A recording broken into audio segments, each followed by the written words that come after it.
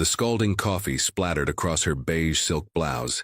At the exact moment Sloane Merrick realized three things simultaneously. First, her boss was having a nervous breakdown live at the most important press conference of the quarter. Second, 27 journalists were filming everything with their phones raised like torches at a rock concert. Third, someone needed to do something right now, and apparently that person was going to be her, because every other executive at Callaway Industries was frozen like wax statues melting under the camera flashes. Tate Callaway, billionaire CEO and Chicago's most feared businessman, stood with trembling hands gripping the microphone. His pupils were dilated. Beads of sweat glistened on his forehead. He who never stuttered, who fired vice presidents before breakfast, who had closed the decade's biggest acquisition without blinking, was stuck mid-sentence about profit projections. "Mr. Callaway, is it true the stock dropped 18%? Shouted a Bloomberg reporter. Tate opened his mouth. Nothing came out. Sloane abandoned her stained cup and crossed the stage in 4 long strides, her heels cracking against the marble floor like warning shots. She didn't have a plan. She only had 26 years, 9 months as Director of Public Relations, and a growing sensation that her resume was about to include the line, "responsible for the public collapse of America's 4th richest man." She did the only thing her panicked brain could process. She hugged Tate Callaway in front of 27 journalists, 14 TV cameras, and the corporate fate of 8,000 employees. His body was rigid as concrete. She felt his heart hammering erratically against her own chest. "Breathe," she whispered in his ear, squeezing her arms around his waist with enough force to anchor a ship. "Just breathe. I'm going to count to 10 and you're going to breathe with me." To her absolute surprise, he obeyed. Sloane held the embrace for 7 eternal seconds, while flashes exploded around them like defective fireworks. She could feel every tense muscle in his back gradually relaxing under her hands, the trembling subsiding, his breathing normalizing. When she finally pulled away, Tate's eyes met hers with an intensity that made her stomach flip. There was something there beyond gratitude, something dangerous. "Sorry for the drama, folks," Tate said into the microphone, his voice recovered and steady, with that command tone that made shareholders open their wallets. "Just got news about my grandmother. Heart attack. False alarm, fortunately. But you understand. Perfect lie. Improvised. Irrefutable." The cameras clicked more frantically, but now with a different energy. Sloane watched the narrative shift in real time across the journalists' faces, from CEO in meltdown to worried grandson being consoled by whom exactly? Assistant? Girlfriend? Secret wife? She didn't have time to process the question because Tate pulled her back close to him, one firm arm around her waist, and finished the press conference with an Oscar-worthy performance. He answered questions, made jokes, announced expansion into 3 new Asian markets.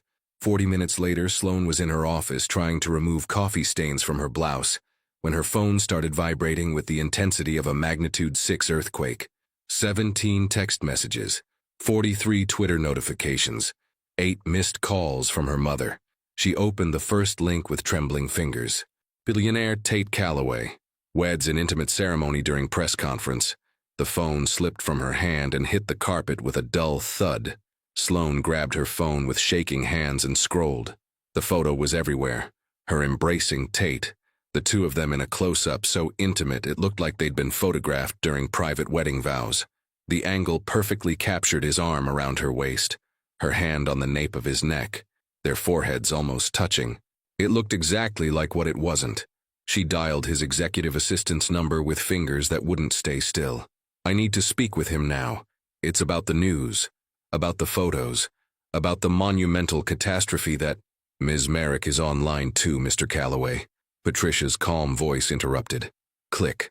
The call transferred. "Sloane." Tate's voice came through the speaker, deep and controlled, with no trace of the man who'd been falling apart an hour ago. "Did you see?" she practically yelled. "They're saying we're married, that it was an intimate ceremony. There are gossip sites speculating about honeymoons in tropical destinations." Silence. "Tate, are you there? We need to issue a statement. Now. Deny this before—" "No." Sloane froze, the phone pressed against her ear so hard it hurt. "No. What? We're not denying it." "You—" "What? What do you mean we're not—" Tate, this is insane. It's a giant lie. The company's stock, your reputation, my entire life. You saved my life today. His voice sounded different now. Lower, almost vulnerable. When I was frozen up there, you didn't hesitate. Didn't think about your career or how it would look, you just hugged me. That doesn't answer my question. Monday, 8 a.m., my office. He paused. Sloan could hear him breathing on the other end. And Sloan, thank you. For the hug. For those 7 seconds. For not letting me sink. The call dropped. Sloan sat in her chair, staring at the phone's black screen, while outside Chicago kept spinning, and the internet transformed her life into mass entertainment. Her phone buzzed again. A message from her college best friend, Remy. Girl, you married a billionaire and didn't tell me? Sloan tossed the phone onto the couch and poured herself a generous shot of whiskey she kept in her drawer for emergencies. The liquid burned her throat as she thought about the question that kept echoing in her mind. Why was Tate Calloway, a man who could buy any denial, hire any crisis team, letting the entire world believe he'd married her?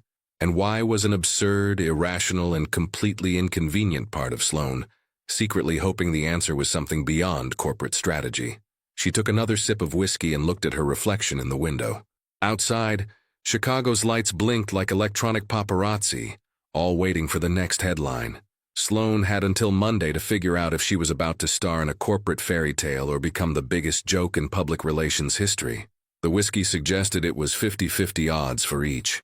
Her intuition whispered something completely different, that Tate Calloway had his reasons for this lie, and discovering what they were could change everything. She picked up her phone and typed a quick message to Remy. Not married, yet it's complicated. I'll explain Monday after I understand it myself. Send. Sloan looked at the viral photo one more time. The way Tate held her. The expression on his face. Gratitude mixed with something deeper, more frightening. 7 seconds had changed everything. Now she had 60 hours until Monday to discover exactly what. Sloan spent the weekend doing 3 things. Ignoring 47 calls from her mother, drinking an inadvisable amount of coffee, and researching every possible reason why a billionaire CEO would fake marry his PR director. The internet had theories. So many theories. Theory 1. She was pregnant with his secret baby. False. Also, anatomically impossible given they'd never been alone together for more than 12 minutes. Theory 2. It was a publicity stunt for the company's rebranding. Plausible. But Tate hated publicity stunts. He'd once fired a marketing VP for suggesting they sponsor a reality show. Theory 3. Tax evasion scheme. Ridiculous. The man paid more in taxes annually than most people earned in a lifetime.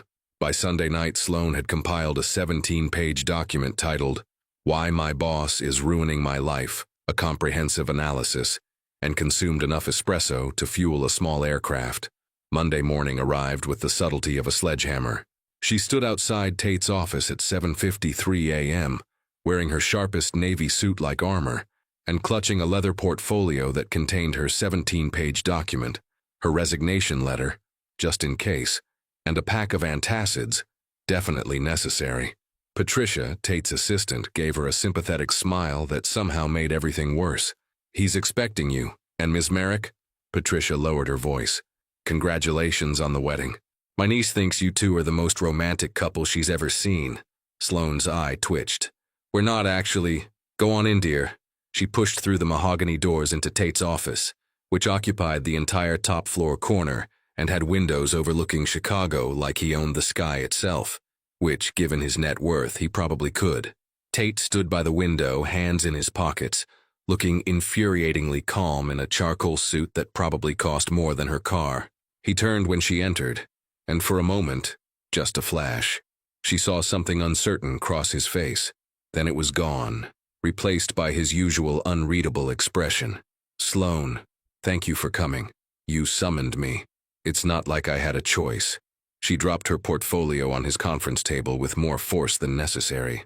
So, are we going to talk about how you've let the entire world think we're married for 72 hours? 68 hours, technically. Oh well, that makes it so much better. Tate almost smiled. Almost. Would you like coffee? I'd like answers. But she was already moving toward his espresso machine because the weekend had been long, and Monday was looking longer. Why aren't we denying it? He waited until she'd made her coffee, a perfect cappuccino that his ridiculously expensive machine produced with annoying ease, before speaking. Because my board of directors thinks I'm unstable. Sloane nearly choked on her first sip. What? Friday wasn't the first time. Tate's voice was flat, factual, like he was discussing quarterly earnings instead of personal crisis. I've been having panic attacks for 6 months. The board found out 2 weeks ago. They wanted me to take a leave of absence. Step down temporarily. That's why the stock dropped. Rumors, speculation, nothing confirmed, but enough to make investors nervous. He turned back to the window. Then Friday happened, and instead of watching their CEO have a breakdown on national television, they saw something else entirely. Understanding hit Sloane like ice water. They saw you being supported by your wife, by someone who cared enough to embrace me in front of cameras, who didn't flinch or hesitate. Tate's reflection in the window looked at her. The stock recovered 6% by market close. The board called an emergency meeting Saturday morning. Know what they said? Sloane set down her cup because her hands were suddenly unsteady. What? That maybe I wasn't as unstable as they thought. That having a partner, a spouse, showed maturity, stability. That investors would see me as more grounded. He finally turned to face her fully. They voted unanimously to keep me as CEO, on the condition that my marriage is legitimate. But it's not legitimate. It could be. The office fell so silent Sloane could hear her own heartbeat. Excuse me? Tate crossed the space between them in 3 strides. He didn't touch her, but he was close enough that she could see the faint circles under his eyes that makeup couldn't quite hide. I'm proposing a deal. A real marriage. Legally binding, for 1 year. You play the role of my wife in public. Attend events, live in my penthouse. Convince the board and the shareholders that I'm stable and committed. You want me to fake marry you. Sloane's voice came out strangled. For real. I want to really marry you. Temporarily. He pulled out his phone and showed her a document. I had legal draw up a contract. 1 year. After that, quiet divorce, citing irreconcilable differences. You walk away with $5 million and a glowing recommendation to any company in America. The number hit her like a physical force. $5 million. That was retire her parents, pay off her student loans, start her own agency kind of money. Why me? She whispered. Because you're the only person who saw me at my worst and didn't treat me like I was broken. Tate's voice dropped lower. Because you hugged me when you should have run. Because my board already believes it. And because... He hesitated, something flickering across his face. I trust you. Sloane picked up her portfolio with shaking hands and pulled out her 17-page analysis. She'd been so sure she'd have to fight him, convince him to tell the truth, save her reputation. She hadn't expected this. I made a list, she heard herself say, of all the reasons this is insane. How many reasons? 17 pages worth. Counter-offer. Tate took the document from her hands and set it aside. Make a list of reasons to say yes. Just 1 page. If you can't fill it, walk away. I'll issue a statement today that it was all a misunderstanding. It was the perfect out. The easy escape. So why was Sloane thinking about her mother's medical bills? About the cramped apartment she shared with 2 roommates? About the dream of owning her own PR firm that always seemed just out of reach? And if I say yes? She asked quietly. What are the rules? Tate pulled out a thick folder. All here, separate bedrooms. No physical relationship required beyond holding hands in public. You keep your job, your identity, your freedom. We're partners in this, not prisoners. For 1 year. 365 days. Then you're free and $5 million richer. Sloane looked at him. Really looked at him. Tate Calloway. The man who'd been on the cover of Fortune magazine 6 times. Who'd built a tech empire before 30. Who'd just admitted to panic attacks and vulnerability with the same straightforward honesty most people use to discuss weather. I need to think about it. You have until 5 p.m. today. Tate stepped back, giving her space. After that, I issue the denial and we both deal with the fallout. Sloane grabbed her portfolio, leaving the contract folder untouched on his table. She made it to the door before his voice stopped her. Sloane, she turned. Whatever you decide, thank you. For Friday, for those 7 seconds. His expression was unguarded for just a moment. You saved more than my reputation. You saved me. She walked out of his office in a daze, past Patricia's knowing smile. into the elevator where her reflection stared back at her with wide eyes and disaster written all over her face. Her phone buzzed. Remy, of course. Details. Now, did you actually marry a billionaire, or is this the best prank ever? Sloane typed back with trembling fingers. Neither. Both. I don't know. He offered me $5 million to make it real for a year. 3 dots appeared. Disappeared. Appeared again. I'm coming over.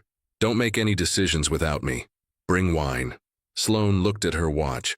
8:47 a.m. She had 8 hours and 13 minutes to decide if she was going to actually marry her boss in an elaborate year-long scheme to convince his board of directors he wasn't having a breakdown. The smart choice was obvious. Say no. Walk away. Let him handle his own mess. But as she stepped out of Callaway Industries headquarters into the Chicago morning, surrounded by strangers who kept recognizing her from the viral photo, Sloane realized something terrifying. Part of her, the part that had hugged a trembling billionaire without thinking, the part that trusted her instincts over logic, was already leaning toward yes. And that was either the bravest or stupidest thing she'd ever done. She had 8 hours to figure out which. Remy arrived at Sloane's apartment at 6:47 p.m. with 2 bottles of wine, a family-sized bag of chocolate-covered pretzels, and the kind of determined expression that meant she wasn't leaving until Sloane had made a decision. "You're late," Sloane said, opening the door. "The deadline was 2 hours ago, and yet you're still here, not at Tate Callaway's penthouse, which tells me you didn't say yes." Remy pushed past her into the cramped living room that Sloane shared with 2 roommates who were conveniently out for the evening. "But you also didn't say no, because you would have called me crying into a pint of ice cream by now." "I said I needed more time." Remy stopped mid-stride. "You asked a billionaire for an extension on his fake marriage proposal?" "Real marriage? Fake relationship." Sloane collapsed onto their sagging couch. "And yes, he gave me until Wednesday morning. That man has it bad for you. He has panic attacks and a board of directors threatening his position. This isn't about me." Remy uncorked the first wine bottle with practiced ease and poured 2 generous glasses.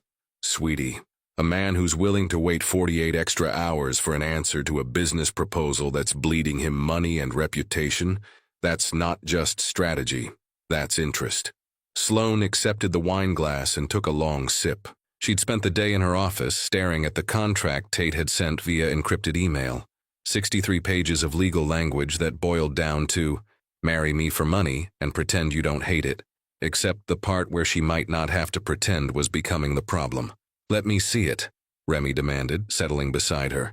The infamous contract. Sloane pulled out her laptop and opened the document. Remy scrolled through, her eyebrows climbing higher with each page. Separate bedrooms, minimum 4 public appearances monthly, joint attendance at all major company events. Remy paused. "Wait, all personal expenses covered including wardrobe, transportation, and housing. Sloane, this man is offering to pay for your entire life. For a year, then it's over. $5 million isn't over. $5 million is set for life." Remy kept scrolling. "Look at this clause. Both parties agree to treat each other with respect and dignity at all times." He literally wrote kindness into the contract. It's a business arrangement. Business arrangements don't include clauses about, Remy squinted at the screen, supporting each other's personal goals and aspirations. "Sloane, he's offering to fund your dream of starting your own agency after this is done." Sloane had noticed that clause, had read it 17 times actually, trying to find the catch. There wasn't one. The contract was airtight, generous, and weirdly protective of her. "What's the worst that could happen?" Remy asked. "I could fall for him." The words escaped before Sloane could stop them. "He could turn out to be awful. The press could destroy me. His board could discover it's fake. I could lose everything." "Or," Remy said gently, "you could gain everything. New career, financial freedom, adventure." She paused. "And maybe, possibly, actually fall in love with someone who already trusts you enough to show you his worst moment." Sloane's phone buzzed. Text from an unknown number. "It's Tate. Patricia gave me your personal number. Hope that's okay. No pressure on Wednesday. Whatever you decide, I understand. But I wanted you to know, the offer stands regardless. If you need more time, take it. If you need to talk through concerns, I'm here. If you want to say no, I'll respect that completely." T. Remy read over her shoulder and made a sound somewhere between a squeal and a gasp. He signs his text with a -T. Sloan, this man is either the world's best actor, or he's genuinely falling for you. We've known each other 9 months and had exactly 4 conversations before Friday. And in 7 seconds you saw him more clearly than anyone in his life probably has. Remy topped off both wine glasses. That kind of connection doesn't happen often. Maybe this crazy scheme is the universe's twisted way of giving you both what you need. Sloan looked at the text again. The careful wording, the respect, the vulnerability hidden in formal politeness. Her phone buzzed again. Also, forgot to mention in the contract, you can bring a +1 to any event, including your best friend Remy, who I assume is with you now, drinking wine and telling you I'm either a romantic hero or a disaster. Tell her I'm probably both. T. Remy grabbed the phone. How does he know I'm here? Because he's observant. Sloan felt something warm bloom in her chest. And because he probably noticed me texting you all day. Marry him. Remy, I'm serious, marry him. Not for the money, though the money is excellent. Not for the adventure, though that's tempting. Marry him because in 9 months of working together he never really saw you. Then you hugged him for 7 seconds and suddenly he's writing you into his life plan. Remy gripped her shoulders. That's not strategy. That's awakening. Sloan wanted to argue. Wanted to list all 17 pages of reasons this was insane. But her phone buzzed a 3rd time. Last text, I promise. Then I'll leave you alone. I know this is unconventional. Probably the strangest thing anyone's ever asked of you. But Sloan, when you held me together on that stage, you didn't see a CEO or a billionaire or a problem to solve. You saw a person who needed help. And you helped. No one's done that for me in, I can't remember how long. That's worth more than any contract. Whatever you decide, thank you for considering it. T. Sloan read the message 3 times. Then she opened her laptop and started typing. What are you doing? Remy asked. Making my list. 1 page, reasons to say yes. She typed for 11 minutes straight. When she finished, she had 14 reasons ranging from practical, financial security, career advancement, to terrifying, the way Tate's eyes had looked when he thanked her, the feeling that 7 seconds had changed more than just one crisis. The 14th reason was the one that scared her most, because maybe learning to trust someone in a fake marriage will teach me how to trust someone in a real one. She took a photo of the list and texted it to Tate.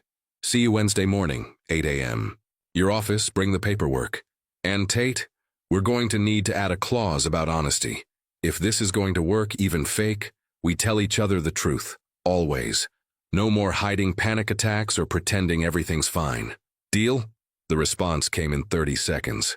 Deal. Thank you, Sloan, for taking a chance on this. On me. I won't let you down. Remy clinked her wine glass against Sloan's. To the strangest engagement in Chicago history. To 1 year of organized chaos, Sloan corrected. To maybe, possibly falling in love with your fake husband, Remy added with a grin. Sloan didn't correct her again, because as terrifying as it was to admit, that possibility was becoming less fake by the hour. Wednesday morning arrived with autumn rain pelting Chicago's windows, and Sloan's nerves doing acrobatics in her stomach. She dressed carefully, burgundy sheath dress, black heels, her grandmother's pearl earrings for luck. Professional but softer than her usual armor. If she was doing this, she was doing it as herself. The elevator ride to Tate's office felt like ascending to an alternate dimension. Patricia greeted her with actual tears in her eyes. I knew it, the assistant whispered. I knew you two were meant to be. Sloan didn't have the heart to correct her. Tate's office door was open. He stood by the window again, apparently his thinking spot, but turned immediately when she entered. He'd abandoned his suit jacket, and his shirt sleeves were rolled up, revealing surprisingly strong forearms that Sloan absolutely was not noticing. You came, he said, and the relief in his voice was unguarded. I made a deal. I keep my deals. She set her bag down and met his eyes. But I have conditions beyond the honesty clause. Name them. 1. We get to know each other. Real conversations, not just contract negotiations. If we're convincing anyone we're married, we need to actually know basic things about each other. Agreed. What else? 2. I keep my apartment for the first month. Transition slowly. I'm not moving into your penthouse until I'm ready. Tate nodded. That's fair. What's 3? 3. Sloane took a breath. If either of us develops real feelings during this year, we talk about it, immediately. No hiding, no pretending, no letting it fester. Something flickered across Tate's face. Surprise, maybe, or hope. Interesting clause. I'm serious. This whole thing falls apart if we're not honest about what's happening between us.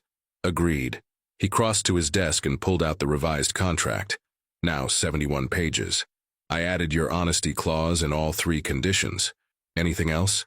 Sloane scanned the new pages. Her hands trembled slightly as she reached the signature line. One more thing, she said quietly. Why did you really choose me? Not the PR answer, the truth. Tate set down his pen and looked at her with an intensity that made her breath catch. Because when I was drowning, you dove in without a life jacket. Because you made me breathe when I'd forgotten how. Because in 7 seconds you saw past everything I've built. The money, the company, the reputation, and just saw me. He moved closer, careful not to crowd her. And because when I imagine spending a year with someone, learning to trust again, maybe laughing again, I can't picture anyone but you. The office fell silent except for rain against windows. Sloane picked up the pen. Her signature was surprisingly steady. Tate signed next, and just like that, Sloane Merrick became Sloane Calloway. Temporarily, legally, terrifyingly. So, Tate said, and the corner of his mouth quirked up in what might have been a smile. Mrs. Calloway. What now? Now. Sloane felt a laugh bubble up despite everything. Now we figure out how to convince the world we're madly in love when we don't even know each other's coffee orders. Cappuccino. 2 sugars. You make it perfectly. She blinked. You notice that? I notice everything about you. I just didn't let myself acknowledge it before. Tate held out his hand. Hi, I'm Tate Calloway. I have panic attacks, I'm terrified of failure, and I apparently just married my PR director in the most unconventional arrangement of the century. Sloane took his hand. His palm was warm, steady. Hi, I'm Sloane Merrick, Calloway. I overthink everything, I drink too much coffee, and I apparently just agreed to the craziest year of my life. They shook on it like business partners. But the way Tate held her hand for 3 seconds too long felt like something else entirely. Something that might possibly, eventually become real. And that terrified Sloane more than any contract ever could. Sloane had exactly 4 days to prepare for her debut as Mrs. Tate Calloway at the Chicago Tech Innovation Gala, which was approximately 3 days and 23 hours less than she needed to feel remotely ready. Stop fidgeting, Remy commanded from her position on Sloane's bed, surrounded by 17 rejected dresses. You look gorgeous. I look like I'm playing dress-up in someone else's life. Sloane stared at her reflection in the full-length mirror. The emerald silk gown, courtesy of Tate's personal stylist who'd appeared at her apartment with an entire rack of designer options, fit perfectly. Too perfectly. Like it had been designed specifically to make her look like she belonged on a billionaire's arm, which technically she now did. Her phone buzzed. Tate, right on schedule. They'd been texting constantly for 4 days, part of their getting-to-know-each-other agreement. So far, she'd learned he was allergic to shellfish, preferred old movies to new ones, and had a secret weakness for terrible puns that he'd never admit in public. Cars downstairs, take your time, no pressure. Okay, maybe a little pressure. We're expected in 40 minutes and traffic is terrible. T. Despite her nerves, Sloane smiled. His texts had become the best part of her days. Formal enough to maintain distance, personal enough to feel real. Coming down now, fair warning. I might trip on these heels and take us both out. I'll catch you, that's literally in the contract. Page 47, subsection C. Partner agrees to prevent all heel-related catastrophes. T. She laughed out loud. Remy raised an eyebrow. You two are already disgusting and you haven't even kissed yet. We're not going to kiss. It's not that kind of arrangement. Right. And I'm the Queen of England. Remy stood adjusting Sloane's necklace, a delicate diamond pendant that had arrived yesterday with a note. Something borrowed, something new. The necklace belonged to my grandmother. Thought you might like it for luck. T. Sloane touched the pendant now, feeling the weight of history and intention. What if I mess this up? What if everyone sees through us? Then you'll handle it. Together. Remy squeezed her shoulders. Now go. Your fake husband is waiting, and based on his texts, he's approximately 30 seconds from having a panic attack about traffic patterns. Sloane grabbed her clutch. and headed down to find a sleek black car idling at the curb. The driver opened the door, and there was Tate, looking unfairly perfect in a classic tuxedo, holding a small box. "Hi," he said, and something in his expression made her stomach flip. Not the controlled CEO look. Something softer. "You look—" "I don't have adequate words. Stunning doesn't cover it. You clean up okay yourself." Sloane slid into the car, hyper-aware of how close they'd be sitting. "What's the box?" "Insurance policy." Tate opened it to reveal 2 earpieces. "Communication devices. If you get overwhelmed or need an exit strategy, tap your left ear twice. I'll receive the signal and create a distraction. We'll use my panic attack history as cover if needed. No one questions a man leaving early for health reasons." Sloane stared at him. "You planned an escape route?" "I plan everything, especially things that matter." He met her eyes. "You matter. Your comfort matters. If this is too much, we abort mission." Something warm unfurled in her chest. "Page 47, subsection C? Actually, page 53, subsection D. Both parties commit to prioritizing each other's well-being above public perception." His mouth quirked. "I take contracts seriously." "I'm beginning to notice that." The drive to the venue took 37 minutes, during which Tate briefed her on the key players she'd meet. Board members who'd be watching them closely, investors looking for stability, competitors hoping for weakness, and the press who'd dissect every gesture. "No pressure," Sloane said dryly. "Minimal pressure, just smile, stay close to me, and remember, we're partners. You're not performing for me, we're performing together." The car pulled up to the Palmer House Hilton, where photographers lined the red carpet like hungry wolves. Sloane's heart kicked into overdrive. Tate must have noticed because his hand found hers. "Breathe. Just like you taught me. In for 4, hold for 4, out for 4. She followed his breathing, their hands clasped together, until the panic subsided to manageable levels. "Better?" he asked. "Better, though I'm keeping that earpiece handy." "Smart woman. That's why I married you." He said it lightly, but something in his tone made it sound less like a joke. The car door opened.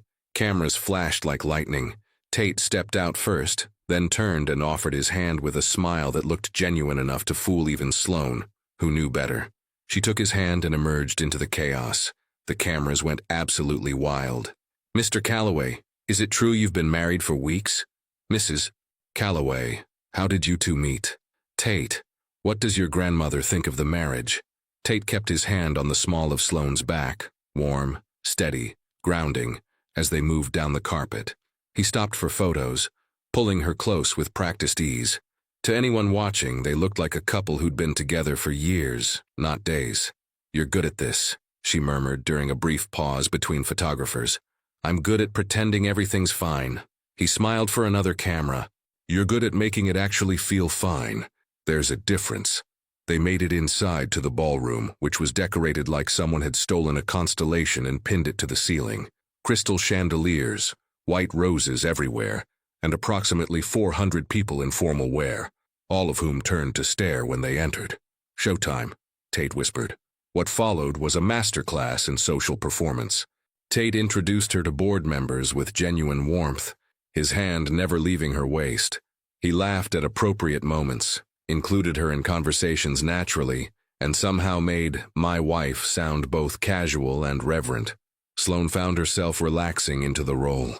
She matched his energy, added commentary that made investors laugh, and discovered she was actually good at this.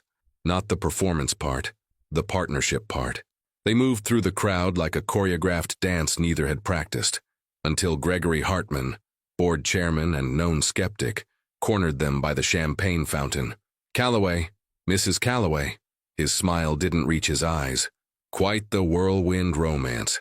How exactly did you two meet?" The room suddenly felt very quiet. Several board members had drifted closer, listening. Sloane felt Tate tense beside her. This was the test, the moment that would determine if anyone believed them. She smiled and took a sip of champagne. "Actually, we met in a terrible meeting about quarterly projections 9 months ago. I thought he was insufferably arrogant. He thought I was unnecessarily aggressive with my recommendations." "And now you're married?" Hartman's skepticism was palpable. "Now we're married," Sloane confirmed, turning to Tate with a softness that wasn't entirely fake. "Turns out I was right about him being arrogant. I just didn't realize that underneath all that confidence was someone who actually listens when you call him out on his nonsense. Several people laughed. Tate's eyes met hers with something that looked like surprise and admiration. "She kept me honest," he added, his hand moving to clasp hers. "Still does. It's annoying and essential in equal measure." "How romantic," Hartman said dryly. "Romance isn't always champagne and roses," Sloane replied. "Sometimes it's finding someone who sees your worst qualities and sticks around anyway, who holds you together when you're falling apart, who makes you want to be better than you are." She wasn't acting anymore. The words came from somewhere true, somewhere that scared her. Tate's grip on her hand tightened almost imperceptibly. Hartman studied them for a long moment, then nodded. "Well, welcome to the family, Mrs. Calloway. Try to keep him from working 80-hour weeks. No promises, but I'll do my best." As Hartman walked away, Tate leaned down to whisper in her ear, "That was either brilliant acting or you just told a room full of board members how you actually feel about me." "Maybe both," she whispered back. "What are you going to do about it?" "What the contract allows." His thumb traced circles on her palm. "Ask you to dance." The orchestra had started a slow waltz. Couples filled the floor. Tate led her toward the center with confidence that suggested he'd done this 1,000 times. "I should warn you," Sloane said as he pulled her close, one hand on her waist, the other holding hers. "I'm a terrible dancer. Good thing I'm excellent at it." He smiled. A real smile, not the public version. "Trust me? I signed a contract promising exactly that. Contracts are words. This is different." He guided her into the first steps, moving with a grace that made her feel coordinated by proxy. "This is choice." Sloane let him lead, following movements she didn't quite understand but somehow matched. The ballroom blurred around them. The music swelled. And for 3 minutes and 42 seconds she forgot they were performing. She forgot about contracts and clauses and carefully constructed arrangements. She just danced with her husband. When the song ended, Tate didn't immediately release her. They stood in the center of the floor, his hand still at her waist, her palm still pressed to his shoulder, breathing in sync. "Sloane," he said quietly, seriously, "you know we're not actually—" "I know. But if we were, we're not." "Right, of course." He stepped back, the moment breaking. "Should we—" Her earpiece buzzed. Once, twice. Then Tate's voice came through, low and rough. "I need to get out of here. Not a panic attack. Something else. Can we—" Sloane tapped her left ear twice without hesitation. Within minutes they'd made their excuses, Tate's headache providing perfect cover, and escaped to the car. The moment the door closed, Tate loosened his bow tie and leaned his head back against the seat. "I'm sorry, that was—" "What happened?" "You." He turned to look at her and his expression was raw in a way she'd never seen. "What you said to Hartman. What you said about seeing someone's worst qualities and sticking around. About holding someone together when they're falling apart. It was just acting, was it?" His voice was barely above a whisper. "Because it didn't feel like acting. And that dance definitely didn't feel like acting. And the way you looked at me when you said those things made me forget we have an expiration date." Sloane's heart hammered against her ribs. "Tate." "I know. Contract. Arrangement. 1 year, I remember."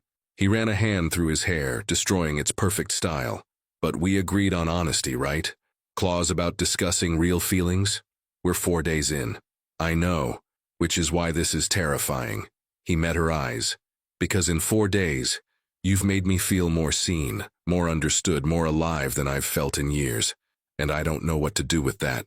The car filled with silence and possibility and danger. Sloane touched her grandmother's necklace, his grandmother's necklace, and made a choice. "We stick to the contract. We take it 1 day at a time. We remember this is temporary." She paused, heart in throat. "And we stay honest, even when honesty is terrifying." "Even when honesty is terrifying," Tate repeated. "So, honestly, tonight scared me. Not because of the board or the performance, because for 3 minutes on that dance floor I forgot we were pretending." "Me too," Sloane whispered. They looked at each other in the dim car, Chicago lights sliding past the windows, the weight of admission hanging between them. "So what do we do?" Tate asked. "We go home. We process. We remember we're partners first. Everything else is speculation." Sloane forced a smile. And tomorrow we start over, as colleagues who happen to be temporarily married. Colleagues, Tate echoed, but the way he looked at her suggested he'd stopped believing that lie about the same time she had. The car pulled up to her apartment building. Sloane reached for the door handle, then stopped. Tate, for what it's worth, I don't regret saying yes, even though it's getting complicated, especially because it's getting complicated. That means it's real, in whatever way we're allowing it to be real. She opened the door. See you tomorrow? Tomorrow, 8 a.m. coffee meeting. We'll debrief the gala and plan the next appearance. It's a date. She winced. I mean, not a date. A meeting. A professional meeting between professional partners who… Sloane. Tate's smile was soft, genuine. Stop talking. She laughed despite everything. Good night, Tate. Good night, wife. She walked into her building, rode the elevator to her floor, and collapsed on her couch where Remy was waiting with knowing eyes and wine already poured. So, Remy said, how was your definitely not real first date with your fake husband? Sloane took the wine and drained half the glass. We need to add another clause to the contract. Oh, something about what happens when the fake starts feeling real and neither of us knows how to stop it. Remy clinked her glass against Sloane's. Sweetie, I think that's called falling in love. We agreed that wouldn't happen. You agreed to be honest about it if it did. There's a difference. Sloane thought about Tate's expression in the car, about the dance, about the way wife had sounded coming from his lips. She thought about 361 days left on their contract, and she realized with dawning horror and exhilaration that Remy might be right. They weren't falling in love. They were already halfway there, and the only question left was whether they'd admit it before their year ran out. Sloane moved into Tate's penthouse on a Saturday morning 3 weeks after the gala and immediately regretted every life choice that had led to this moment. Not because the penthouse was bad. The opposite, actually. The space was so absurdly perfect. Floor-to-ceiling windows overlooking Lake Michigan, a kitchen that could have been an Architectural Digest, and her designated bedroom that was larger than her entire previous apartment, that it made the fakeness of their arrangement feel painfully obvious. You're doing the thing again, Tate said from the doorway of what was now her bedroom. He'd appeared every 15 minutes during the move-in process, ostensibly to help, but mostly to hover anxiously like she might flee. What thing? The overthinking thing. Your left eyebrow does this. He gestured vaguely at her face. Microscopic twitch when you're spiraling. You've known me 6 weeks and you've cataloged my stress tells? 7 weeks, 2 days. And yes, he leaned against the doorframe, casual in jeans and a navy Henley that should have been illegal for how well it fit. Want to talk about what's bothering you? Sloane set down the box she'd been unpacking. Books, mostly, because she'd refused to let the movers touch her personal collection, and turned to face him. This is weird, right? Living together when we're barely friends? We're more than barely friends. Something flickered across his expression. We've had coffee together 17 times in 3 weeks. I know you're allergic to mangoes. You sing off-key in elevators when you think no one's listening, and you organize books by color instead of author, which is objectively insane but somehow very you. You've been counting our coffee meetings? I count everything. He pushed off the doorframe and entered her room, their first time sharing space this casually.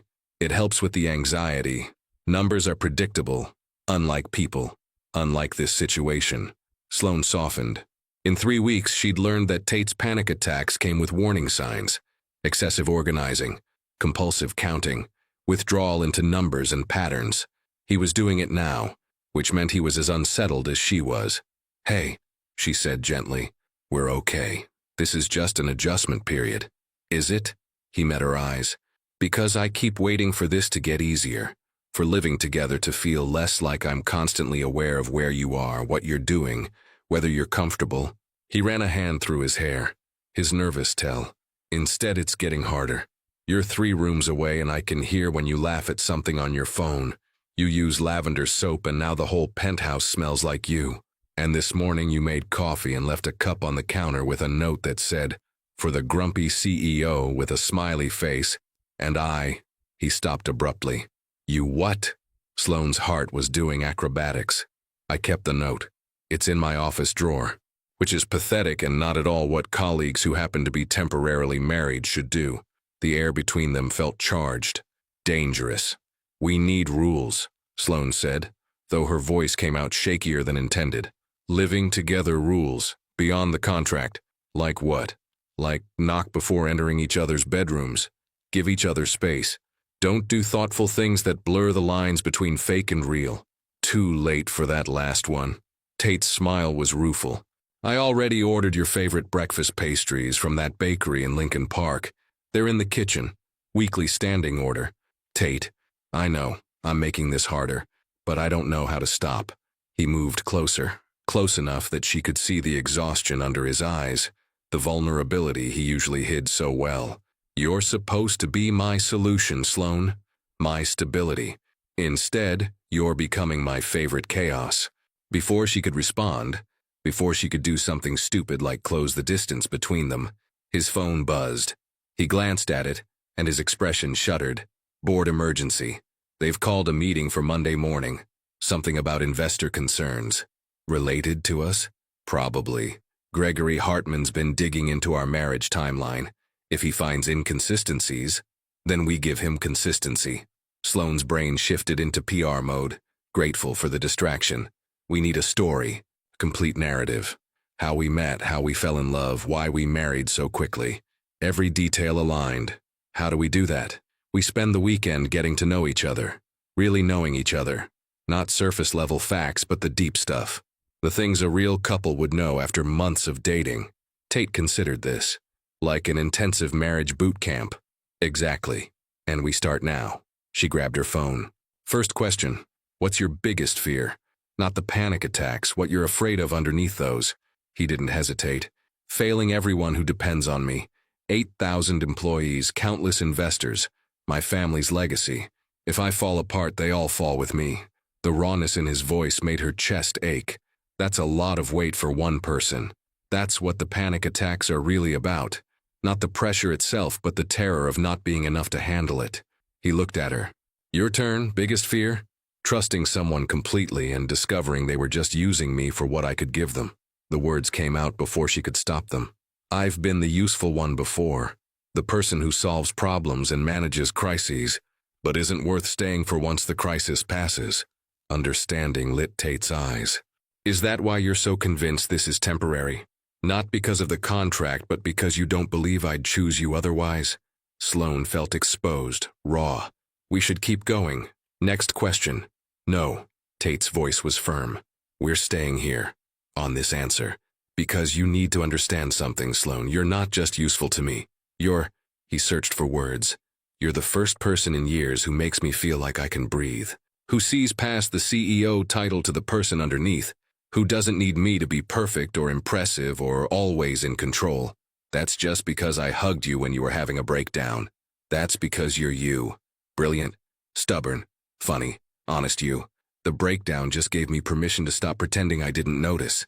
The room felt too small, too intimate. Sloane's resolve to maintain distance was crumbling with every word. This is a bad idea, she whispered. Probably. He didn't move away, but we agreed on honesty. We also agreed this was temporary. 338 days left. Who's counting? His smile was soft, sad. Oh, right. I am, because I'm dreading the day we hit zero. Sloane's phone rang, shattering the moment. Remy's name flashed on screen, saved by the interruption. She answered. Hey, this isn't a great. Turn on Channel 7 News. Right now. Remy's voice was urgent. You and Tate. They're running a story. Tate was already reaching for the TV remote. He clicked to Channel 7 where an entertainment reporter stood outside Callaway Industries headquarters. Sources close to the situation claim the marriage may be a strategic arrangement rather than a love match. Former Callaway Industries executive Marcus Reed spoke exclusively with us about concerns regarding CEO Tate Callaway's recent behavior and questionable personal decisions. The screen cut to a man in his 50s, polished and professional. Sloane recognized him. Marcus had been CFO until Tate fired him 6 months ago for financial discrepancies. I worked with Tate for 12 years, Marcus said with practiced concern. I watched him become increasingly erratic. The sudden marriage to a subordinate? It's classic instability. The board should be asking serious questions. He's claiming you married me to cover up mental health issues, Sloane said, her PR instincts kicking in. This is a coordinated attack. Probably paid for by competitors who want my position, or board members who want me out. Tate's jaw was tight. Either way, we need to respond. Fast. Not a denial. That makes us look defensive. Sloane's mind raced. We lean in, show them a united front, give them a story so compelling they forget Marcus's accusations. What kind of story? She looked at him, at this man who'd been counting their coffee meetings, saving her silly notes, learning her stress tells, at the complicated, brilliant, anxious mess of a person who'd somehow become the most important part of her day, and she made a decision that was either genius or catastrophic. We give them a real love story, not the fake timeline, the truth. She grabbed his hands. We'd tell them how we actually fell for each other, not 9 months ago in some manufactured meet-cute, but in the last 7 weeks. How a crisis brought us together, and everything since has been us figuring out how to make this work. That's not the contract. Forget the contract for a second. Think about what actually happened. Her grip tightened. You had a panic attack. I helped. We got married in an arrangement that was supposed to be pure business, but somewhere between contract negotiations and breakfast pastries and counting coffee meetings, it stopped being fake, at least for me. Tate stared at her. What are you saying? I'm saying that my biggest fear is trusting someone who's just using me. And you're saying your biggest fear is failing everyone who depends on you. But Tate, what if we're both wrong? What if this thing between us is the least fake part of our lives? The words hung in the air, terrifying and liberating. You want to tell the world we fell in love for real, Tate said slowly. That the contract marriage turned genuine. I want to tell them the truth. That we're figuring this out as we go. That it's messy and complicated and we don't have all the answers, but we're choosing each other anyway. For however long it lasts. 338 days. Or longer. If we want. Her heart hammered. Do we want? Tate pulled her closer, his hands framing her face with a gentleness that made her breath catch. Sloane, I stopped counting down to our end date 2 weeks ago. I've been counting up instead. 7 weeks, 2 days. And every single one has made me more certain that the smartest thing I ever did was ask you to take a chance on this chaos. So we're really doing this? Making it real? I think it's been real for a while. We've just been too scared to admit it. His thumb traced her cheekbone. But if we're going public with the truth, I need to know. Are you all in? Because once we tell the world this is genuine, there's no taking it back. No easy exit when things get hard. Sloane thought about her 1-page list of reasons to say yes. About the 14th reason that had terrified her. Learning to trust someone. She'd been wrong. This wasn't about learning. It was about choosing. I'm all in, she whispered. Terrified, but all in. Good. Tate's smile was radiant, genuine, completely unlike his public persona. Because we have a press conference to plan, a board to convince, and approximately 36 hours to become the most convincing love story Chicago has ever seen. No pressure. Minimal pressure. He leaned his forehead against hers. Intimate, tender. Just you, me, and the truth. How hard can it be? Sloane laughed, the sound shaky but real. We're about to find out. Her phone buzzed. Remy again. Did you just decide to actually fall in love with your fake husband on live TV? Because that's what it looks like from here. Also, I'm coming over. We have a press conference to prepare for and you need better shoes. Tate read over her shoulder and chuckled. I like Remy. She's going to kill me for this. Probably, but she'll help us first. He stepped back, his hand sliding down to clasp hers. Professional distance breaking into something infinitely more intimate. So, ready to convince Chicago's most skeptical journalists that we're the real deal? Sloane looked at their joined hands. At the penthouse that no longer felt too perfect, but felt like home. At the man who counted her coffee meetings and saved her notes, and was brave enough to admit his fears. We don't have to convince them, she realized. We just have to tell the truth. The rest will follow. And if it doesn't, then we figure it out. Together. Like partners. Like a real married couple? Tate's eyes held hers. Yeah, like that. They stood in her bedroom. Their shared penthouse, their complicated arrangement, their emerging real relationship, and made an unspoken agreement. The contract had brought them together. But what happened next would be entirely their choice. And for the first time since signing those 71 pages, Sloane wasn't afraid of what came after 338 days. She was looking forward to it. Monday morning arrived with Sloan and Tate standing side by side in the Callaway Industries press room, facing 18 journalists, 7 cameras, and the entire board of directors watching via video conference. Gregory Hartman sat in the front row, skepticism radiating from every pore. Tate's hand found hers under the podium, squeezed once. She squeezed back, and then they told Chicago the truth. Not the sanitized version, not the carefully constructed timeline. The messy, complicated, beautiful truth about 2 people who'd entered a business arrangement and accidentally fallen in love somewhere between signatures and coffee meetings. When they finished, the room was silent for exactly 4 seconds. Then Hartman stood up and started clapping. The rest of the room followed. And Sloan realized that sometimes the best PR strategy wasn't spinning the story. It was simply being brave enough to tell it. She looked at Tate, who was looking back at her with an expression that said everything words couldn't. 338 days suddenly felt like not nearly enough time, but it was a start.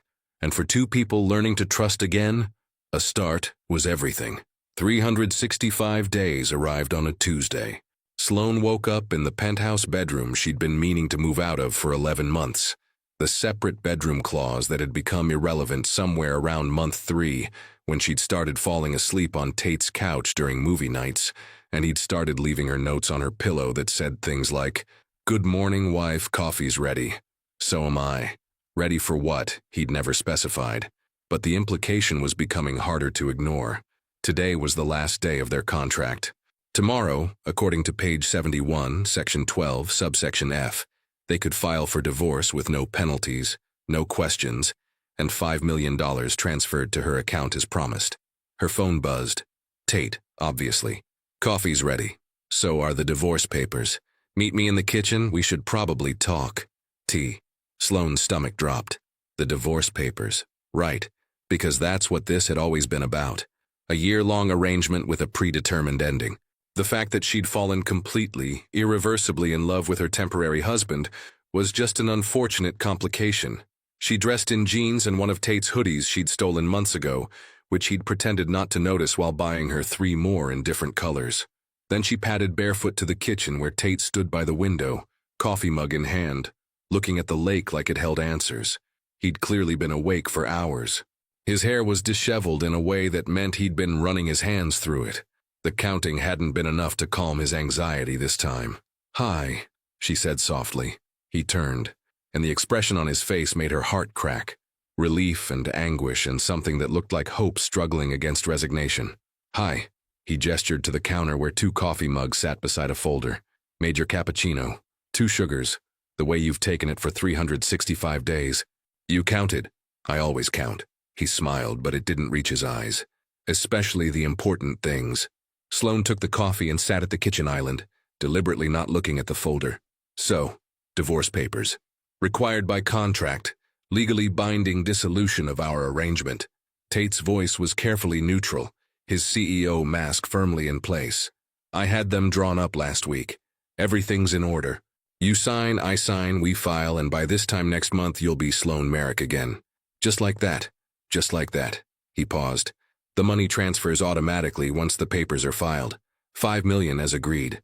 Plus I took the liberty of adding a bonus for—" "Stop." Sloan set down her coffee with a clatter. "Can we not do the business negotiation thing right now? Can we just talk? Like actual people who've lived together for a year?" Tate's mask cracked. "I don't know how to talk about this, Sloan. I don't know how to tell you that the best year of my life is ending because of a contract I insisted we sign. Because I was so convinced I needed stability and arrangements and legal protection that I built in an expiration date for the only real thing I've ever had." The words hung in the air, raw and honest. "The panic attacks stopped," Sloan said quietly. "Did you notice? Month 7. You haven't had a single episode since. Because of you. Because coming home to you made everything else manageable. Because knowing you'd be here, making terrible jokes, organizing books by color, leaving notes that said, 'The grumpy CEO needs a nap,' gave me something stable to hold on to." He finally met her eyes. "You were supposed to be my solution, my arrangement, my contract. Instead, you became my person." Sloan's throat tightened. "Tate, let me finish. Please." He moved closer, hands in his pockets like he didn't trust himself not to reach for her. I know what the contract says. I know we have an out. An easy, clean ending where we both walk away with what we agreed to. But Sloane, I don't want easy. I don't want clean. I don't want to walk away. Then don't. The words came out fierce, certain. Don't sign the papers. Don't file for divorce. Don't treat this like a business deal that reached its natural conclusion. But the contract, forget the contract. Sloane stood, crossing to him. We outgrew that contract months ago. Around the time you started buying my favorite pastries and I started wearing your hoodies.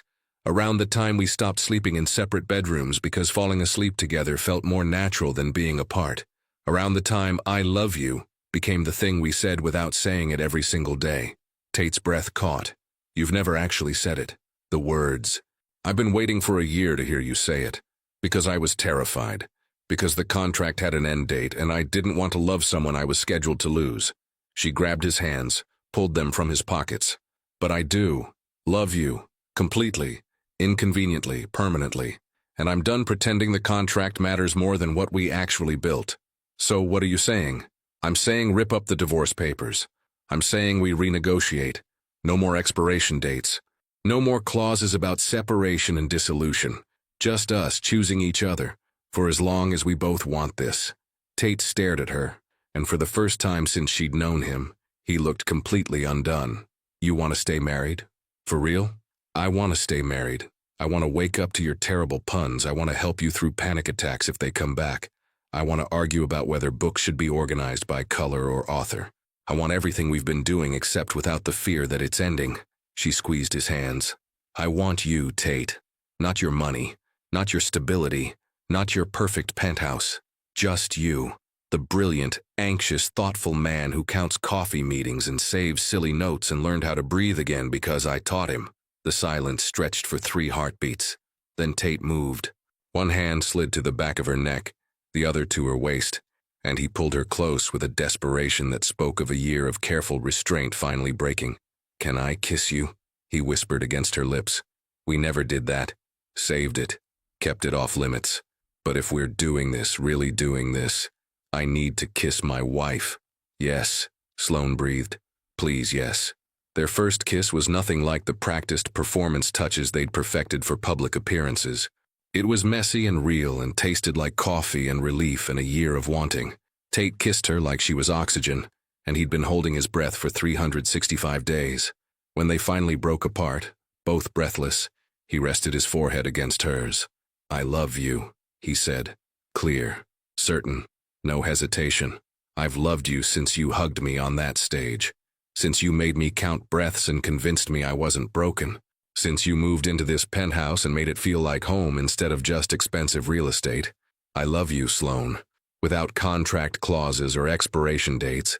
Just completely. She kissed him again, because words felt inadequate. When they finally separated, Tate reached for the folder on the counter. For a terrible moment, Sloane thought he was going to open it, ask her to sign anyway, tell her this was beautiful but temporary. Instead, he tore the divorce papers in half, then quarters, then eighths. He walked to the trash and dropped them in with a finality that made her laugh through threatening tears. So, he said, turning back to her with that rare, genuine smile she loved. What now, Mrs. Calloway? Now? Sloane pretended to think. Now we probably should tell the board that their stability arrangement worked a little too well, that their CEO is keeping his wife permanently, that they're stuck with both of us.